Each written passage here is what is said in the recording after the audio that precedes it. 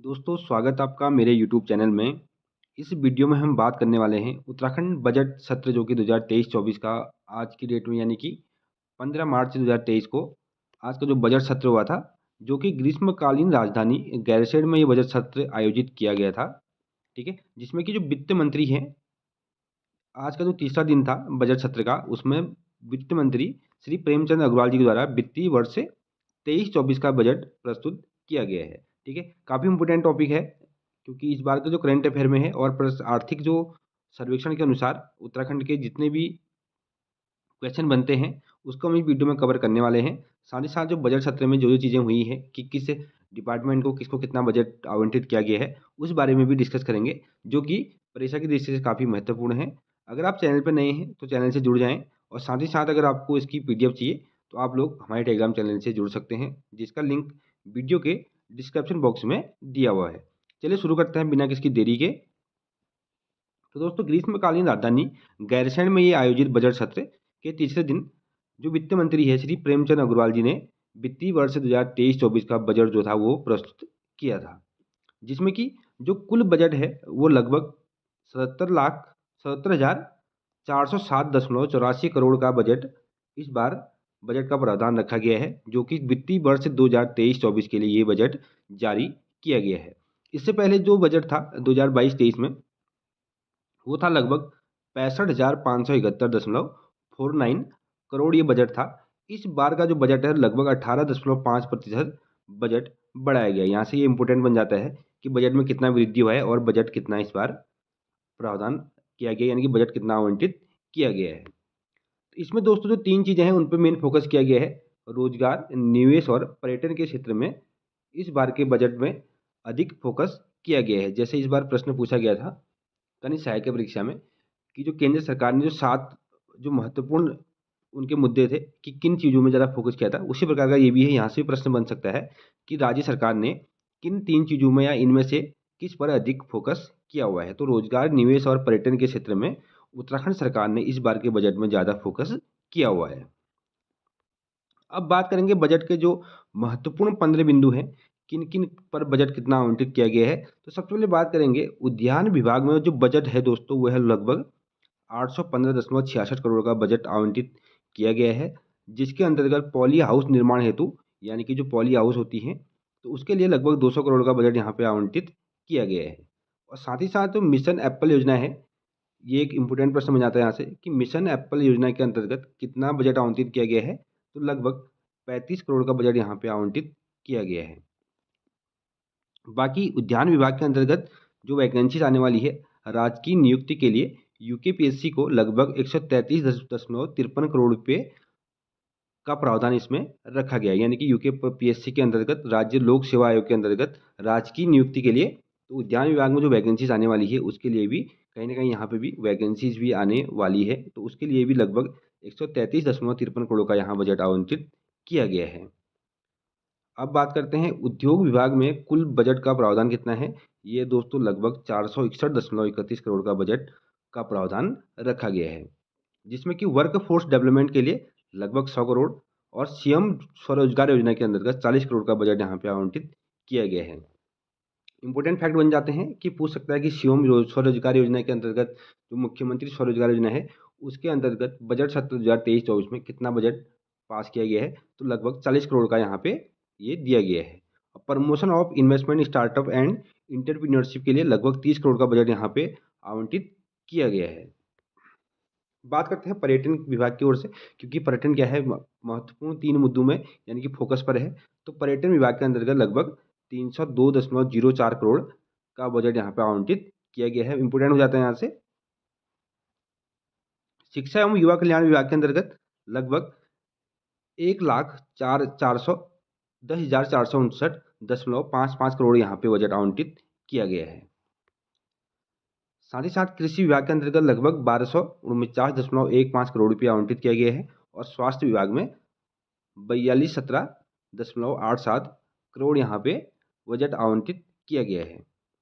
यहाँ से कुछ महत्वपूर्ण बन जाते हैं, ये परीक्षा में काफ़ी बार पूछे भी जाते हैं। इस प्रकार यहाँ से एक प्रश्न पूछा जाता है,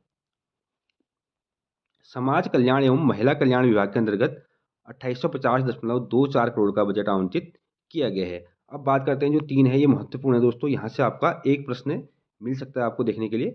ज़रूरी नहीं बजट से संबंधित या कितना बजट आवंटित किया गया है, तो यहाँ से कहीं न कहीं एक क्वेश्चन यहाँ से आपको ज़रूर मिलने वाला है। पहला है नंदा गौरव योजना के अंतर्गत लगभग 282.50 करोड़ का बजट यहाँ पे आवंटित किया गया है। दूसरा है मुख्यमंत्री वात्सल्य योजना के अंतर्गत तो 23 करोड़ का यहाँ पे बजट आवंटित किया गया है इस बार। और मुख्यमंत्री महालक्ष्मी योजना जो कि गर्भवती एवं जो नवजात बच्चे हैं उनकी स्वच्छता एवं पोषण के लिए सरकार द्वारा किट एवं कपड़े यहाँ पे इनको दिए जाते हैं, तो उसके लिए लगभग 19.95 करोड़ का बजट यहाँ पे आवंटित किया गया है। जो नंदा गौरव योजना है इसके अंतर्गत 12 पास करने के बाद जो बीपीएल परिवार की जो लड़कियां हैं उनको 50,000 रुपये का यहाँ पे इनको पैसा दिया जाता है, जो कि उनके परिवार में केवल शुरू की जो दो दो बेटियां होंगी अगर 12th पास करती हैं सरकारी स्कूल से, तो उनको ये योजना का लाभ दिया जाता है। फिर है दोस्तों विकेंद्रीकरण विभाग को, इसमें जिला योजना के अंतर्गत 925.60 करोड़ का बजट यहाँ पे पास किया गया है, जिसमें कि 26% ये पिछली बार का जो बजट था उससे 26% अधिक है।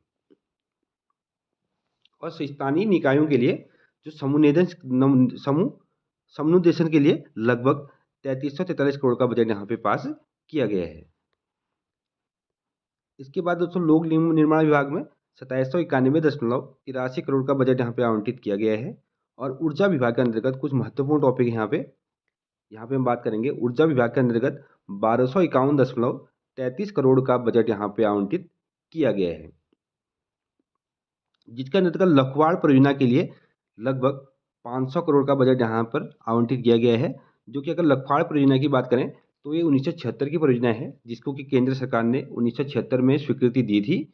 उसके बाद 1887 में इसको सिंचाई विभाग द्वारा इसका काम शुरू किया गया था, जो कि 30% का काम होने के बाद कुछ वित्तीय कमी के कारण इसको बंद कर दिया गया था। ठीक है, तो 1992 में धन कमी के कारण इसको कार्य रुक गया था और फिर दोबारा से इसको 2008 में राष्ट्रीय परियोजना घोषित कर दी केंद्र सरकार ने, जिसके बाद इसका काम जो चला था और इसमें लगभग 300 मेगावाट बिजली पैदा की जाती है, जो कि यमुना नदी पर स्थित है और देहरादून जिले में ये जो लखवाड़ परियोजना है देहरादून और टिहरी के बीच में ये लखवाड़ परियोजना स्थित है।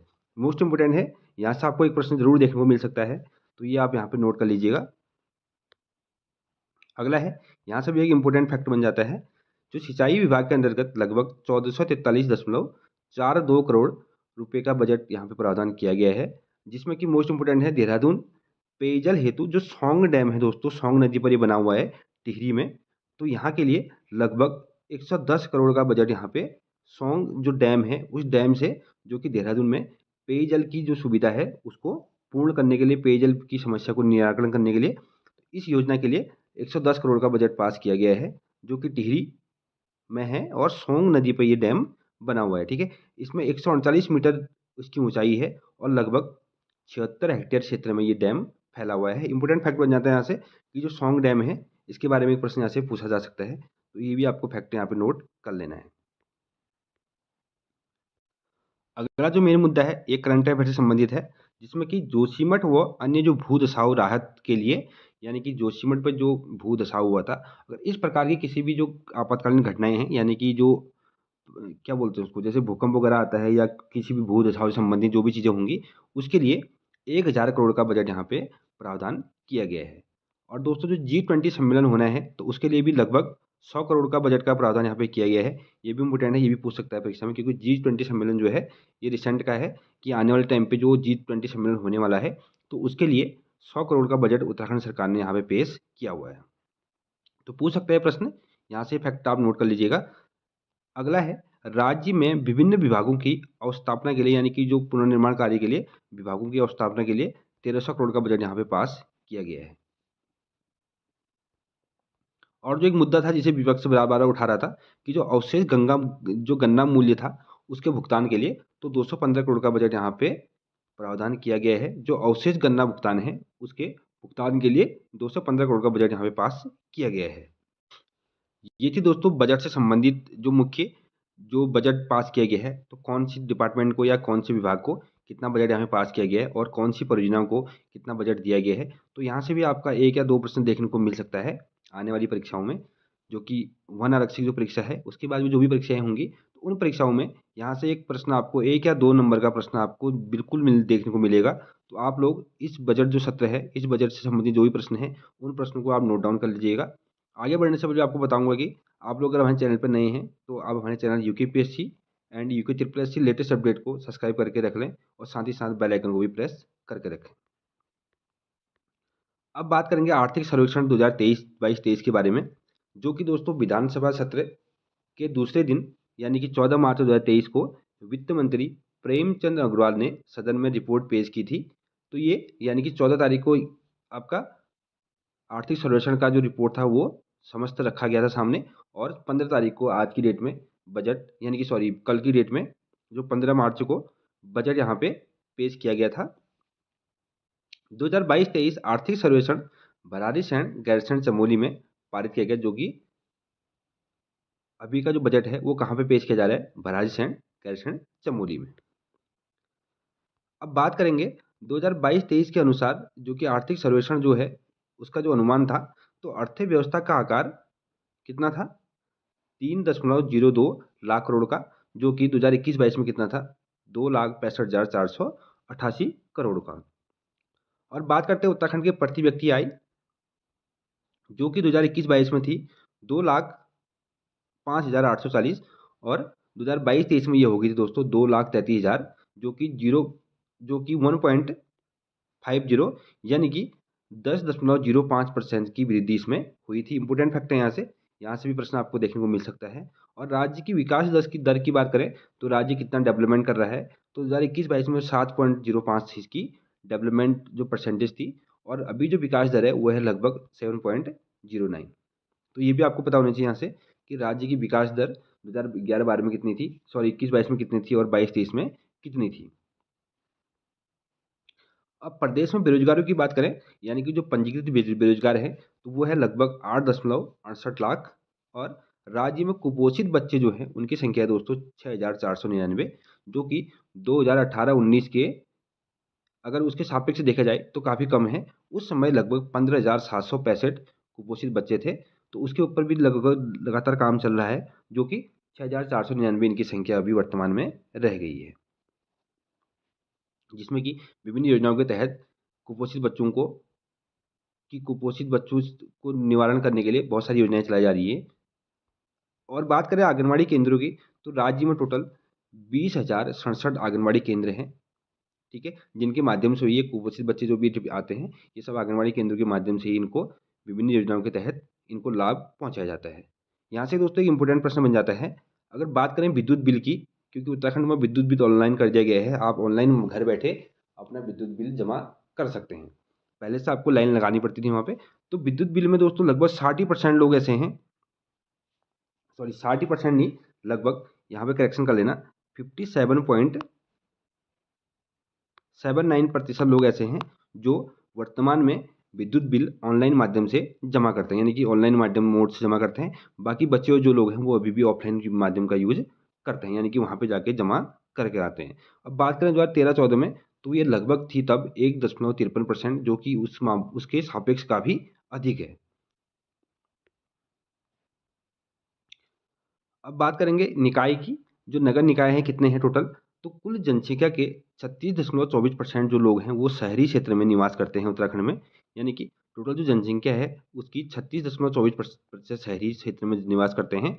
अब बात करते हैं निकायों की, तो 2001 में जो जनसंख्या थी उनमें जो नगर निकाय थे, तो टोटल 63 निकाय थे, जिनमें कि एक नगर निगम था, 31 नगर पालिकाएं थी और 31 नगर पंचायत थी। टोटल 63 इनका नंबर थे, और 31 नगर पंचायत है, इसमें 31 नगर पालिकाएं थी और एक नगर निगम था। उसके बाद 2011 की जो जनसंख्या हुई उस समय जनगणना हुई थी, उसमें 72 इनकी संख्या पहुंच गई थी, जिसमें कि नगर निगमों की संख्या 6 हो गई थी, और जो नगर पालिकाएं थी उनकी संख्या कितनी हुई थी, 28 हो गई थी, यानी कि नगर पालिकाओं को सृजित कर नगर निगम में कन्वर्ट कर दिया गया था। क्योंकि अगर ये डिपेंड करता है जनसंख्या की कि कितनी जनसंख्या उस क्षेत्र की है या उस नगर निगम की उस पर्टिकुलर एरिया की है, तो उसके अकॉर्डिंग ये नगर पालिका और नगर निगम में कन्वर्ट कर दिए जाते हैं। और 38 थी इस समय दोस्तों नगर पंचायतों की संख्या, जो कि वर्तमान में इनकी संख्या 102 पहुंच गई है, जिनमें कि 9 नगर निगम हैं और 42 नगर पालिकाएँ हैं वर्तमान में और 51 नगर पंचायत। तो यहाँ से भी एक प्रश्न आपको देखने को मिल सकता है।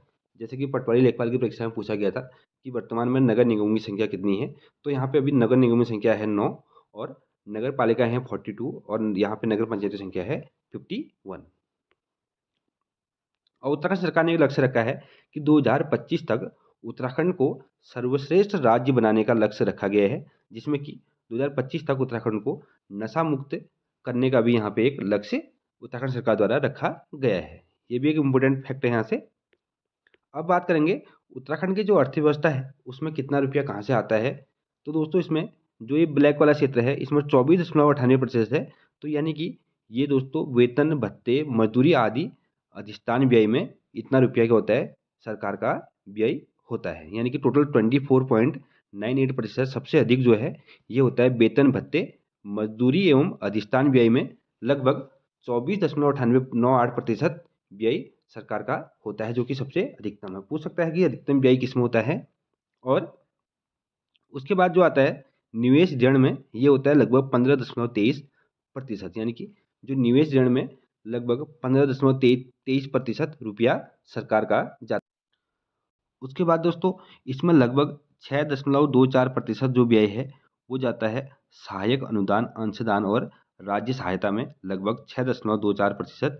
और ब्याज और लाभांश में जो जाता है वो जाता है लगभग 7.96%।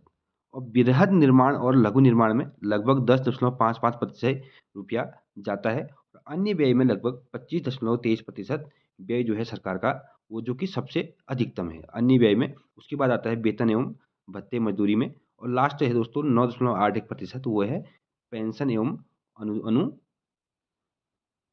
अनुघोषित जो है उनमें ये व्यय होता है, जो कि कितना है 9.81%। पूछ सकता है परीक्षा में कि सबसे ज़्यादा, जैसे इस बार पूछा गया था कि प्राथमिक क्षेत्र में, द्वितीय क्षेत्र, तृतीय क्षेत्र में से कि पूछा गया था कि प्राथमिक क्षेत्र में सबसे अधिक मतलब कितना प्रतिशत जो अर्थव्यवस्था है वो कंट्रीब्यूशन किया गया था।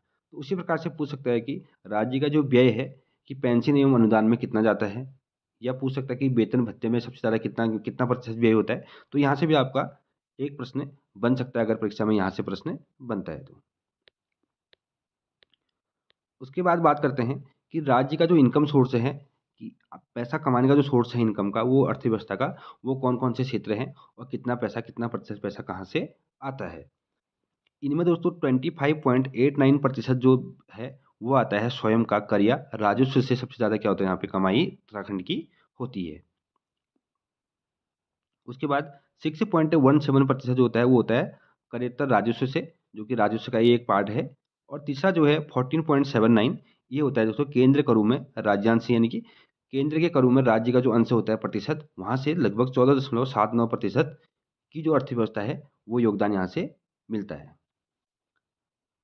नेक्स्ट है जो उसके बाद दोस्तों जैसे ये प्रश्न पूछा गया था पटवारी लेखपाल में कि केंद्र सरकार से सबसे ज़्यादा क्या होता है इसमें उत्तराखंड को जो रुपया है वो यहाँ पे दिया जाता है, वो कितना है लगभग 27.07%। यानी कि केंद्र सरकार से सहायता अनुदान के रूप में 27.07%, जो कि सबसे अधिकतम है, वो केंद्र सरकार से, क्योंकि विजय विशेष राज्य का दर्जा उत्तराखंड को मिला हुआ है हिमालयी राज्य के रूप में।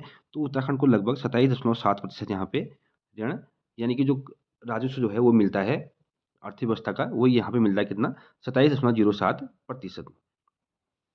लगभग 0.718% लोक सेवा शुद्ध के रूप में यहाँ पे उत्तराखंड को मिलता है। ऋणों एवं अग्रिम वसूली में लगभग 0.10% यहाँ पे रुपया आता है। और लोक ऋण में 25.21% यहाँ पे उत्तराखंड के लिए पैसा आता है। यानी कि राज्य का जो है अर्थव्यवस्था का जो चक्र है 100% में से ये सब बटे हुए हैं, इतना प्रतिशत अलग अलग क्षेत्र से आता है। तो यहाँ पे भी आपको इसके बारे में पता होना चाहिए।